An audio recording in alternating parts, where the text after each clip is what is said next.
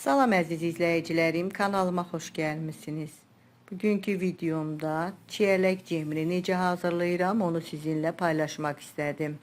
Cemi bu üsulla hazırlayanda rəngi qaralmayan çox gözəl, qatı bir cem alınır. İndi keçək hazırlanma qaydasına. Cem üçün çiyələkləri əvvəlcədən təmiz yuyuram. İrili xırdalı, bəziləri əzilmiş də var. Çiyələkləri yuyandan sonra qoyuram, qalır, suyu tam çəkilir. Sonra saplağını kəsirəm. Videoda göstərdiyim kimi xırda doğrayıram. Çiyələyi bişirəcəyim qazana tökürəm. Blenderdən keçirtmirəm. Elə videoda göstərdiyim kimi əvvəlcə kartof əzənlə çiyələklərin bir hissəsini elə qazanın içində əzirəm. Əzmək lazımdır ki, çiyələklərin şirəsi çıxsın. Onda cemi bişirəndə qazanın dibi vurmur, öz şirəsində bişir.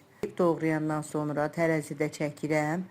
Təmiz 1 kilo doğranmış çiyələyim var. Bir hissəsini əzirəm, bir hissəsini də elə bütöv saxlayıram. Bişəndən sonra çox gözəl görünüşü olur. Yetərincə şirəsi çıxıb. 1 kilo təmiz çiyələyə 600 qram şəkər tozu əlavə eləyirəm. Şəkər tozunu da tökəndən sonra biraz qarışdırıram, qaza qoyub cemi bişirirəm. Əvvəlcə qazın aşağı xodunda ara sıra qarışdıraraq şəkər tozunun əriməsini gözləyirəm. Şəkər tozu artıq əriyəndən sonra qaynamağa başlayır.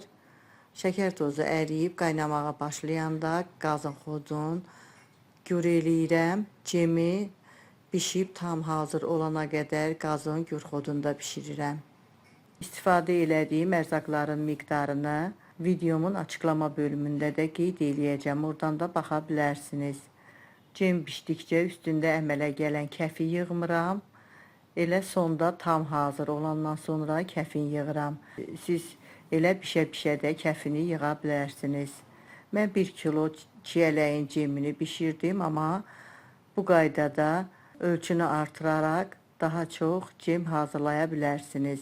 Cemim artıq demək olar ki, rəngin dəyişib, ağır qaynamağa başlayır. Çox da saxlamıram, çox qalanda rəngi biraz qaralır. Ona görə elə qatılaşandan sonra sonda çay qaşığının ucunda az limon duzu əlavə eləyib, bir 10 dəqiqədə limon duzu ilə qaynadıram. Cem artıq demək olar ki, hazırdır. Qazı söndürüb ocaqdan götürürəm. Ocaqdan götürəndən sonra videoda göstərdiyim kimi qazanı biraz silkələyirəm. Kəfi ortaya yığılır. Salfetka ilə ortada yığışan kəfi sonacan yığıb təmizləyirəm. Belə gördüyünüz kimi çox gözəl cem alındı. Rəngi qaralmayan. Çiyələklərin bir hissəsini əzmədiyim üçün içində çiyələklər də hiss olunur. Hələ istidir, ona görə biraz durudur. Soğuyandan sonra daha da qatı olur.